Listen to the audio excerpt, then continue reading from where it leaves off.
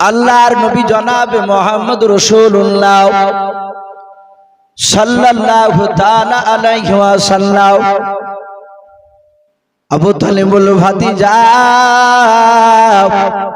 খাবার খেতে তুমি শুরু করে দাও রে বাবা। আল্লাহর রাসূল হাত দুখানা জোড় করে বলেছিলেন, চাচা আপনি এটা ভালো জানেন, একবার শুনে চাচা ভাতিজা খাবার খেতে বসলে চাচা আপনি আগে আগে খাবার না খেলে আমি খাবার খাই নাই, বলুন সুবহানাল্লাহ। আল্লাহর নবীজি ডাক দিয়ে বলেন, চাচা আপনি আগে খাবার খান তাহলে আমি খাবো। যাতে এই কথা বলেছেন আবু তালিব বলেছিল, ভাতিজা তুমি আমাকে এত ভালোবাসো বলে, হ্যাঁ চাচা আপনাকে আমি সারা পৃথিবীর চেয়ে বেশি ভালোবাসি। ওগো চাচা শুনে নেন, আপনি খান। বলো ভাতিজা আর ধৈর্যের বাঁধ ধরে রাখতে পারলাম না রে বাবা, শুনে নাও আমি শেষে বলবো ভেবেছিলাম, আর বলতে আমি থাকতে পারলাম না। আমার নবীকে বুকের সাথে আবু তালিব জড়িয়ে ধরলাম। আল্লাহ রাসূলের বাপ যে কপালে চুমা দিলাম, চুমা দেওয়ার পর কাঁদে আর বলে, ওরে ভাতিজাও আজকে দিনের বেলা কি আবু জেহেলের সাথে তোমার কি দেখা হয়েছিল? আল্লাহর নবী বলে, চাচা শুধু আবু জেহেলের সাথে নয়, আরো 5-6টা নেতার সাথে দেখা হয়েছিল। আল্লাহর নবী বলেন, চাচা দেখা হয়েছিল তা আপনি কথা কেন বলছেন বলো? বলে ভাতিজা আমাকে বলেছে জানো তোমার ভাতিজা আগামী কাল থেকে যেন কলমার দাওয়াত না দেয়। ওরে আমার ভাতিজা আমি তাদের চেহারার দিকে চেয়ে দেখলাম, তাদের কিন্তু তাকানোর ভঙ্গি ভালো ছিল না। ও ভাতিজা শুনে নাও, আমাকে তারা বললো তোমার ভাতিজা যদি কলমার দাওয়াত যদি বন্ধ না করে দেয় আমরা আগামীকাল মারতে বাধ্য হব। ওরে আমার বাবা যখনই তোমাকে মারবো বললো রে বাবা আমার মনে হয় আসমানটা ভেঙে আমার মাথায় পড়ে গেল। ওরে ভাতিজা আমি তোমাকে কেমন ভালোবাসি তা তো তুমি ভালো জানো। বাবারে আমি তোমার হাত দুখানা জোড়ে ধরে বলি, বাবা জানো তুমি আর কলমার দাওয়াত যেন আগামীকাল থেকে দেবা নাও। ওরে ভাতিজা যত তুমি কলমার দাওয়াত দেওয়া যদি বন্ধ করে দাও তাহলে মক্কার আবু জেহেলরা বড় বড় নেতারাও তোমাকে 3টে পুরস্কার দেবে। আল্লাহর নবী জনাবে মুহাম্মদ রাসূলুল্লাহ সাল্লাল্লাহু তাআলা আলাইহি ওয়াসাল্লাম ডাক দিয়ে বলেন, ওগো আমার চাচা শুনে নেন। ও চাচা শুনে নেন, আপনি কি বলছেন বলেন। আবু তালিব ডাক দিয়ে বলেছিল, ভাতিজা মক্কা নয় গোটা আরবের মধ্যে 1 নম্বর তোমাকে সম্মানের অধিকার করবে। 2 নাম্বার শুনে নাও রে বাবা তোমাকে 200টা ওর দেবে। 3 নাম্বার সেই খাজুরের বাগানটা তোমার মন চাইবে বলবা সেই খাজুরটা তোমাকে স্বেচ্ছায় দান করা হবে। বাবা এতগুলো জিনিস পেয়ে গেলে আর কিছু করা জীবনে তোমাকে লাগবে না। আল্লাহর রাসূল বলেন, চাচা আর কিছু আছে বলে না। আল্লাহর নবী ডাক দিয়ে বলে, চাচা শুধু মক্কার লোকেরা ওই 3টা কথা কেন, 3টা পুরস্কার কেন চাচা? ওই 3টা পুরস্কার সাথে গোটা পৃথিবীর যদি ধন সম্পদ দিয়ে দেয়, ওগো চাচা শুনে নেন, তারপর আসমান থেকে যদি সূর্য যদি পেড়ে নিয়ে এসে আমার ডান হাতে যদি দিয়ে দেয়, আর আসমান থেকে চাঁদ পেড়ে নিয়ে এসে যদি আমার বাম হাতে দিয়ে দেয়, চাচা খোদার কসম করে বলে শুনে নেন, আমি আপনাকে সামনে রেখে কথা বলছি চাচা কলমার দাওয়াত দেওয়া বন্ধ করব না। জোরে বলুন সুবহানাল্লাহ। রাসূল একেবারে সামনে জোরে গলায় কথা বলেছে। আবু তালিবের চোখ দুটো লাল হয়ে গেল, যে চোখ দিয়ে পানি ঝরছিল রাগে লাল হয়ে গেল। বলে, ভাতিজা সত্যিকারে তুমি কলমার দাওয়াত দেওয়া ছাড়বে না? বলে না। বলে, চাচা খোদার কসম করে বলি ছাড়ব না, কলমার দাওয়াত দিবই। সাথে হাতে বাপজি আবু তালিব বলে, ভাতিজা আমিও লাতুজ্জার কসম করে বলি, মক্কা নগরের সেই সময় সবচেয়ে বড় দেবতা তারা লাতুজ্জাকে বলতো। সাথে হাতে বলল, আমিও লাতুজ্জার কসম করে বলি শুনে নাও, আমার শরীরে কণ্ঠে জান থাকা পর্যন্ত মক্কার কোন লোক তোমার শরীরে 1 ফোঁটা ছিটকে ফেলতে পারবে না। জোরে বলুন সুবহানাল্লাহ, আরো জোরে বলুন সুবহানাল্লাহ। তাহলে আবু তালিব বিশ্ব নবীকে এই কথা দিলে এই নবীকে ভালোবাসতো কি বাসতো না? কথা বলো। ভালোবাসতো। নবী নিজের জবানে বলেছেন গোটা পৃথিবীর ভালোবাসা একদিকে, আবু বকর বাদ দিয়ে সমস্ত মানুষের ভালোবাসা অপর দিকে যদি করা হয়, রাসূল বলছেন আমার চাচা আবু তালিবের ভালোবাসার মতো হবে না, এত ভালোবাসতেন।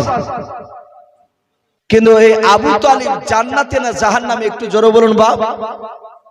আবু তালিব জাহান্নামী, এ জান্নাত যাবে না, এটা রাসূলুল্লাহ বলেছে। একটাই কারণ, নবীর সুন্নাতকে সে মানেনি। নবী যেভাবে চলতে বলেছে সেভাবে চলেননি, কিন্তু নবীকে ভালোবাসত। আবু তালিব বেঁচে থাকা অবস্থায় এই প্রতিশ্রুতি দেওয়ার পরে রাসূলুল্লাহকে মারতে পারতো না, মারতো, কিন্তু আবু তালিবকে এসে বলতো চাচা আপনাকে আপনার ভাতিজাকে মারছে। কে বলে? অমুক অমুক লোকেরা। আবু তালিব ছুটে যেতে, আর আবু তালিবকে দেখি তারা পালিয়ে যেত। এই আবু তালিব রাসূলুল্লাহর ইন্তেকাল করার সময় তো কলেমা পড়েনি। আবু সেহেল দুইটা লোক বসে রেখেছিল 24 ঘন্টা। আবু তালিবকে বলতো ভাই খবরদার তোমার ভাতিজা যেন কলেমা পড়ো না। ও একটা জিদে ছিল, বলে না ভাই আমি খবরদার, এই আমার কথাকে তোমরা দুর্বল ভেবে না, আমি বেঁচে থাকা পর্যন্ত মুহাম্মদ সাল্লাল্লাহু আলাইহি ওয়াসাল্লামের নতুন ধর্ম আমি পড়বো না।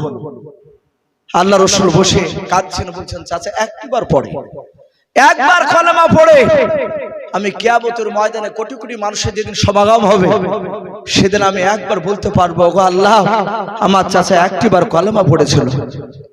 আবু তালিব উত্তর দিয়েছিল ভাতিজা ওই দেখো আমার বিছানাতে আমার পাশে আবু জেহেলের লোকরা বসে আছে, আমি যদি এই সময় যদি কলেমা পড়ে মারা যায় তাহলে লোকেরা বলবে আবু তালেব মৃত্যুর ভয়ে কলেমা পড়ে নিয়েছিল, এটা আমার অসম্মান করা হবে। তাই বাবা আমি তোমার কলেমা আমি পড়বো না, তোমাকে ভালোবাসি এটা সত্য। যারা নবীর জন্মদিবস উপলক্ষে নামাজ পড়বেন না, বেশি করে বাপজি ওই মিটিং মজলিসে খিচড়িতে বেশি যারা গুরুত্ব দিবে, নামাজ পড়বেন না, তাহলে বাপজি রাসূলুল্লাহকে ভালোবাসা হলো না। ওটা এগুলো আবু তালিবের মতো মুনাফিকের মতো ভালোবাসা হবে, এগুলো আপনার সে ভালোবাসা কাজে আসবে না। আবু তালিবের যেমন ভালোবাসা কাজে আসলো না, কিতাবে লিখেছে মওতের সময় যখন তার জানটা বেড়ে গেল আমার রাসূলুল্লাহ কাঁদতে লাগলেন।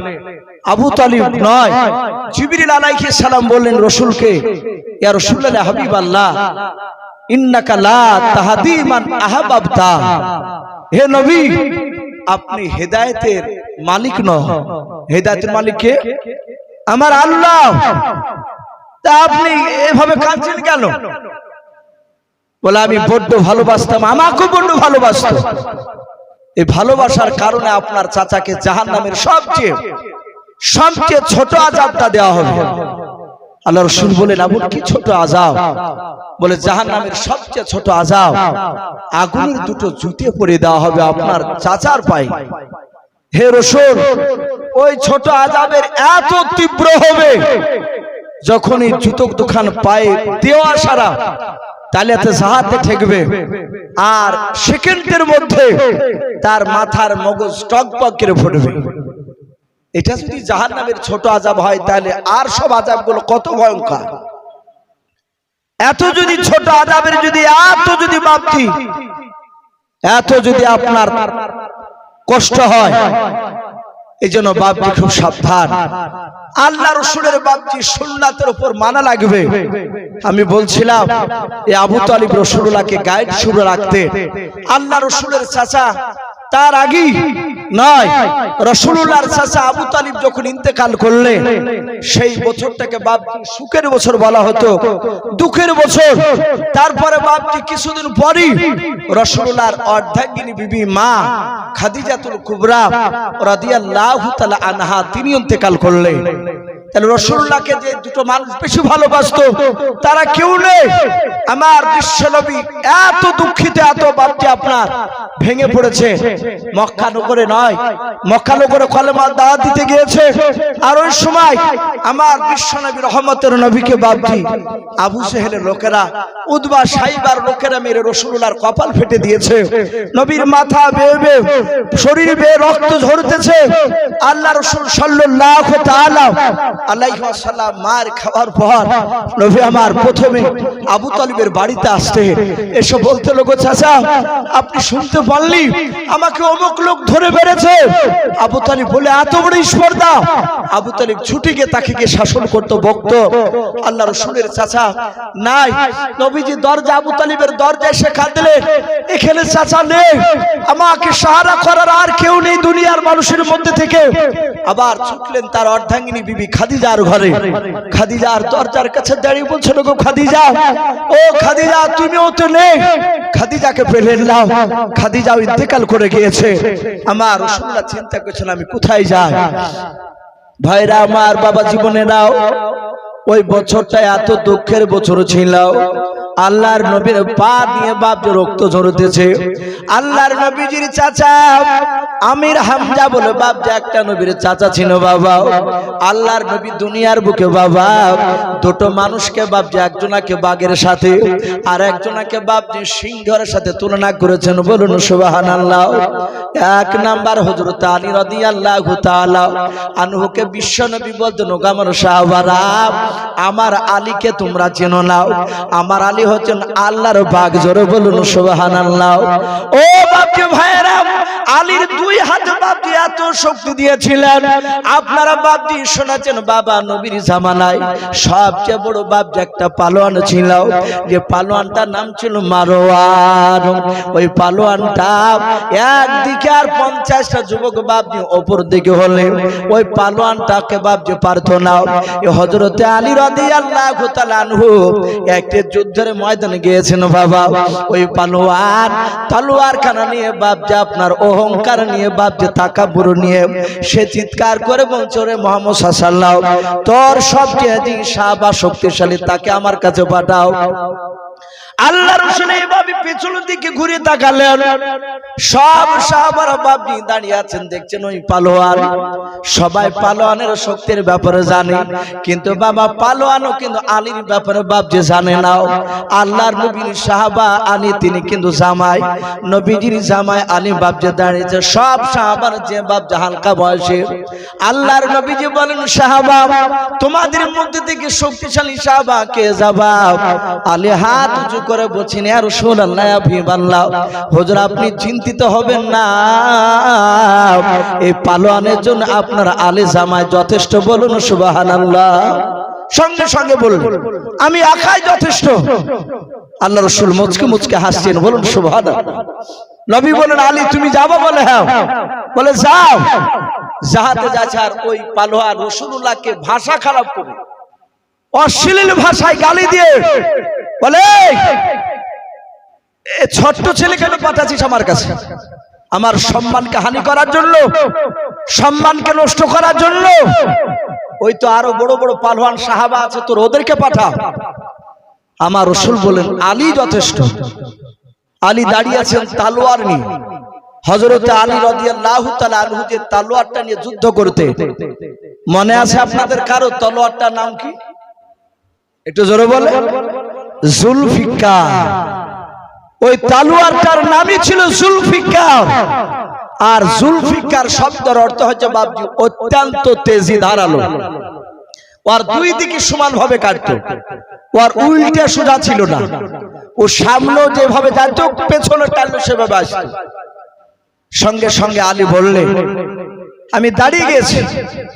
পালোয়ান বলল, এই তোকে আমি মারবো না, তুই আমাকে মার।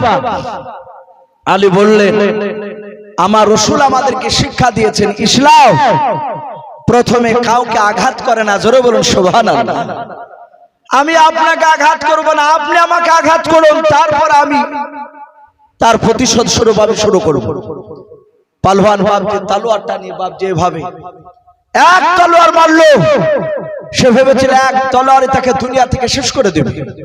তলোয়ার দিয়ে বাপজি মেরেছে। হযরত আলী রাদিয়াল্লাহু তাআলা আনহু এভাবে ঢাল দিয়ে ধরলেন, ঢালের 4 আঙ্গুল মতো ঢাল লোহার, সেটা তলোয়ারে কেটে গেল। পালোয়ান দেখলে তো মৃত্যু হলো না। আলী বলছেন, এই মারওয়ান এবার তুই রেডি হয়ে যাও। পালোয়ান তুই রেডি হো। ও যাহাতে রেডি হয়েছে, আলী বিসমিল্লাহ বলে শুরু করল।